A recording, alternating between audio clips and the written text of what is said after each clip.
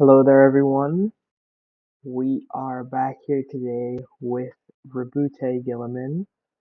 Um, if you haven't seen the previous video of this, it should be on my channel. I'll leave a link in the description down below. It is about how to paint non-metallic metal gold trim.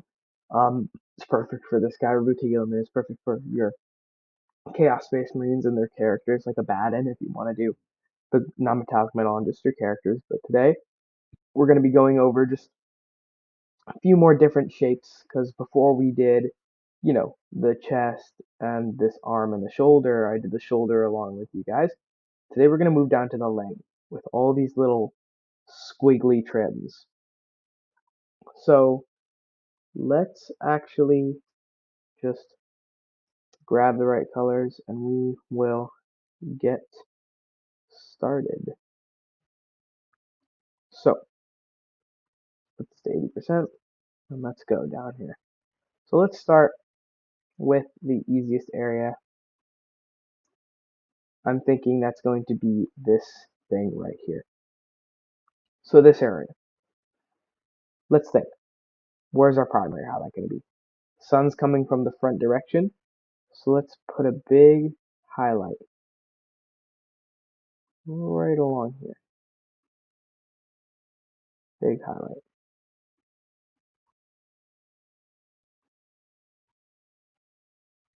And we'll just leave it on the cylinder for now. Just to demonstrate, what this kind of shape is. We'll do the same down here. And I'm just going to pull it right to there just because if you remember, one of our big rules of non-metallic metal is grouping the highlights together, and if these come to the same place, it's going to make it a little more believable. So this kind of looks like, uh, they are aligned with each other. So now let's move on. Remember the trim, we need the alternating pattern. So let's skip this and let's go. Okay, well this corner is going to catch a lot of light. So let's add that highlight to this corner. Seems like something that would look right. Adding highlights in this corner. That looks about good. Now let's move here. I think we're going to have this in the corner just right here. Just because of how, if you watched the previous part, we were talking about how these kind of edges are basically corners personified. They catch a lot of light because they have they're pretty much all edges since they're so small. So I think we can automatically kind of just call these little squiggly edges major highlights. So let's call those major highlights. And then again, let's look. This thing, this curve area, where's the major highlight going to be? Right here. Right here. Let's bring that around that corner. Just so we don't have to make a tiny little split it up and then do it on the corner. I think that will look fine. And then let's bring it up here. And I am going to just split that up. Just like that. Just because I think it looks good. Again, we like to have those alternating patterns. I think that looks great, so we'll just leave that there like that. Now let's go up. Let's keep going. I'll just highlight this right here like this. And curve everything towards this thing so we can get that nice coherent kind of highlight. Now let's think. This little circle. This is kind of a cylinder, so we can kind of just follow the half cylinder, half sphere kind of rules, because if we think of this like a cylinder, we would have to go like this and then like this, which looks okay, but if you think of it as a sphere, we can bring this major highlight on the top, and then a secondary highlight along the bottom. So let's bring this huge major highlight on the top. Let's just do that whole thing just like that. Now where's our secondary highlight going to be? Right on the bottom, just like that. Because the reason spheres are highlighted like this is actually because of counter reflections. And if you remember me talking about counter reflections in the first non-metallic metal episode, I kind of glossed over them. saying that they were really difficult and that you need the right thing to execute them correctly. But I'm actually going to go a little more into depth right now, since you guys following this series, you obviously are getting a little more advanced in your non-metallic metal. You will almost never have these counter highlights. You almost never make them look good. But the reason spheres are highlighted that is because of the counter reflections. And the way counter reflections actually work in real life is, you know, non-metallic metal is similar to a mirror. It reflects light from anywhere it's coming from. So when you have this main source hitting the object, like if my head is the object, you have the main source hitting the object, and you have this source of light coming here, the light bouncing off the ground, and this bottom area is going to pick that up. And that's why I was saying, if you watch the first video, I was saying when you have Lionel Johnson's shield with this chunk cut out of it, when you have the main highlight right here, it's going to mirror and bounce up to here, and you can hide that as your secondary highlight. So these counter reflections, you can put them as you see fit if you really want to be advanced, but the easiest way to implement them and make them look believable is to just do them on spheres. Because almost every single sphere will almost always have a counter reflection on the bottom. That's going to be your secondary highlight, because that's just how spheres work almost every single time. And that's the way you can incorporate your counter reflections um, into your non-metallic metal. So now let's move to this. This is a very, very, very important skill to learn. The chest aquillas. This is obviously a shin aquila, but it is the same kind of design as this chest aquila up here, which almost all Space Marines have. And I'm just going to take a second to focus on this because these things are really difficult to do in actual painting. But I'm going to bring you through how I highlight them in non-metallic metal, and hopefully that is going to bring your painting and your aquillas to the next level. So first of all, you kind of want to throw out everything you know about non-metallic metal and just do these chest aquillas as if they're their own thing. First thing, you want to highlight almost the entirety of the feathers that is not the recesses. The only thing you're pretty much leaving dark is the recesses. And yes, that includes the recesses between the layers of feathers. Not only between the feathers next to each other like this, that includes this kind of panel line right here along where the feathers connect. So just make sure you leave those panel lines in there, because that's really going to be what separates the feathers and prevents it from looking like a weird blob. So once you get all those feathers filled in, we're going to, while we have this XV88, I'm going to move over to this kind of wing spar, I guess you could call it. So let's see. First thing we want, major highlight. Right here. That's just what rules of volumes say that you want a major highlight right here. Now this is a corner. Let's put a highlight right here. And now, again, we have that gap, so we can get that crossing pattern. And just to continue that pattern, let's add a highlight right there. So that's how our aquila is looking. Now let's move to this color. I am going to just go back and forth between this aquila and the rest of this so I can keep using the same color.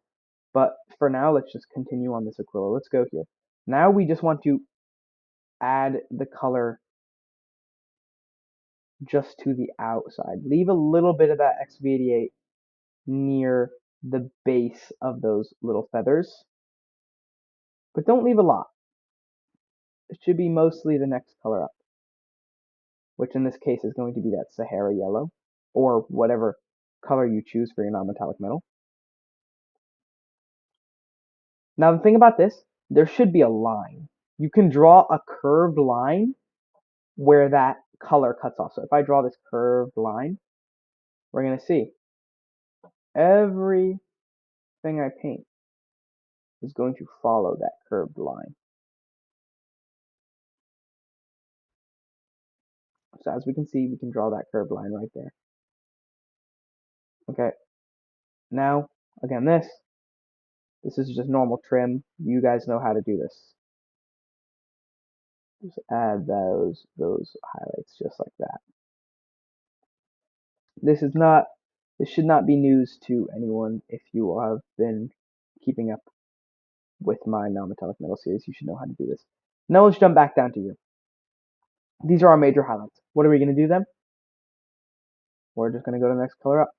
This is just your classic kind of trim non-metallic metal highlight. You're just adding the color to the inside of the thing. And this may seem like a something that a lot of you have difficulty with. A lot of you may have difficulty with just getting the right distance between the colors. So like, how do I know to make this distance between, you know, the brown and the second color up? How much do I make that X88 or that sand yellow when I add the next color on top?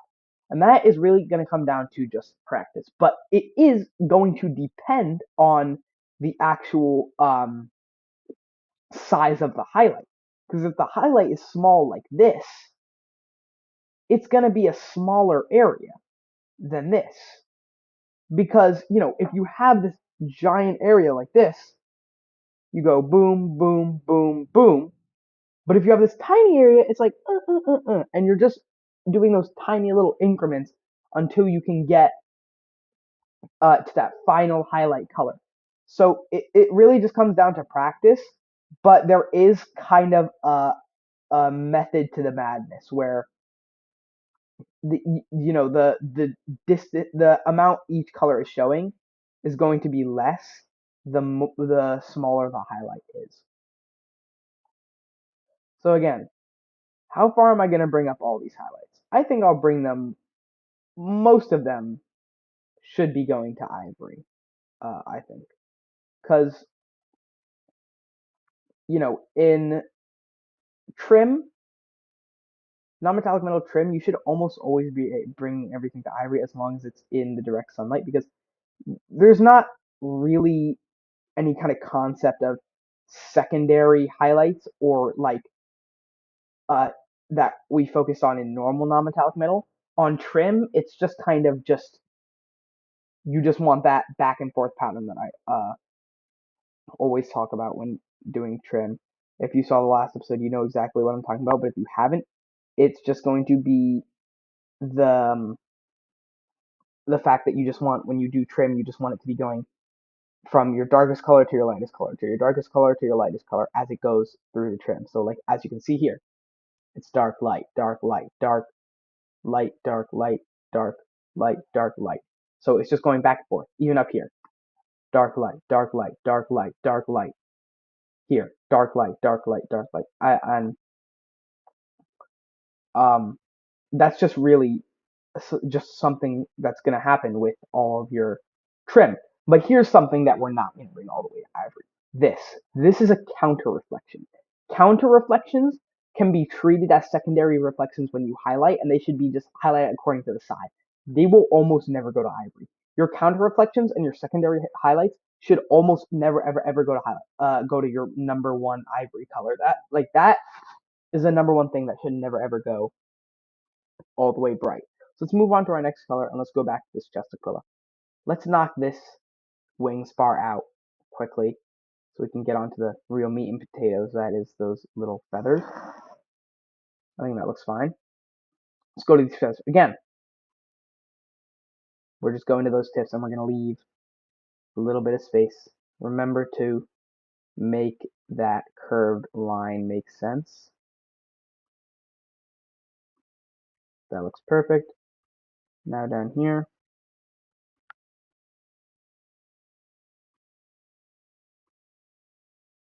just get it all right on those tips and make sure you follow that curved line. This one being right here, and this one being right here. Because if you don't have that curved line and they're all over the place, like this one goes to here, this one goes to here, it's going to be looking like some trash. You want to make sure that they follow that line. There's a lot of order.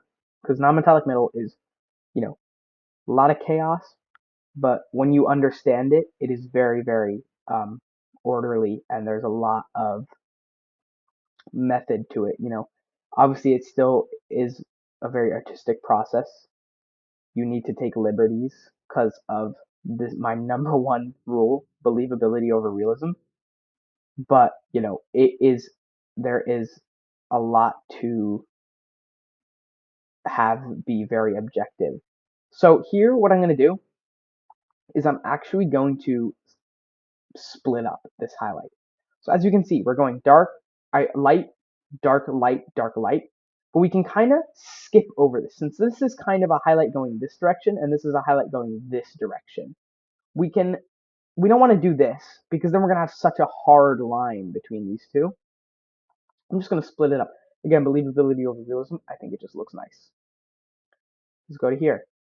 Again, this is, once we have those main first highlights in place with that XV88, you just are basically following that pattern. The first time you place the highlights, just deciding where to place them, that is the absolute most important part of non-metallic metal, because if you don't get those first highlights right, nothing is going to look right. And even if you get those first highlights right and everything else is kind of meh, it'll still look better than.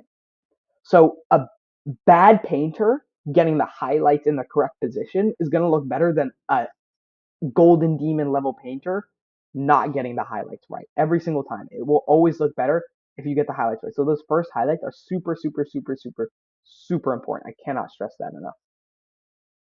So I'm going to leave this counter reflection down here. So now that everything's highlighted up like that, I think that looks just perfect. So let's move on to the next color. That's going to be this ice yellow. This is going to be our second to last color. So after we do this, it's going to go straight to ivory, and that's going to finish up this area. So we do that. Now again, bring it to those tips and make sure you can draw that curved line. If you can't draw that curved line, again, it's going to look really, really bad. And here's another thing you can do with chest of clothes if you want to make them more interesting. You don't have to bring the bottom feathers all the way to ivory.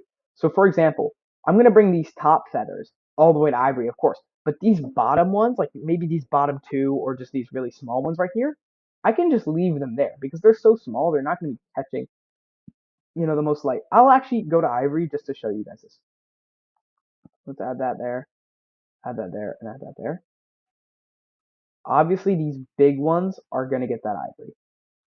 That's just a given. These larger wings always get the ivory. This one's pretty large too, even though it's at the bottom. These two, maybe this one can get a dot. That one, I think that can stay like that. It's not really super important.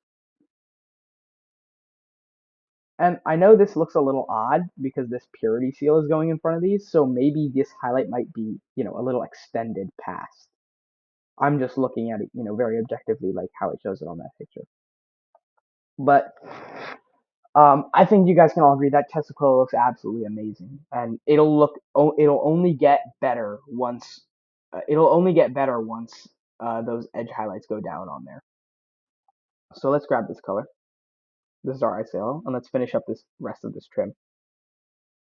So again, we're gonna add these, just drawing it inside that trim. This is more of a color by number now than actually a process, because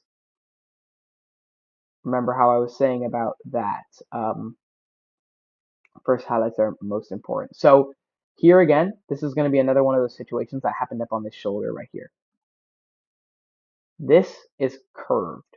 It's going to pull towards that corner just to make it look good. So here, if I just continue bringing it down, eventually the highlight is just going to be this corner, which we don't really want. We want the highlight to be this. So the highlight, the direction they're going can curve, kind of like this, whereas instead of just going down, down, down, down, down until we get to a corner, it can curve in. So instead of just pulling it back and pulling it back, we can pull it back kind of this way, so they meet at a one kind of line area.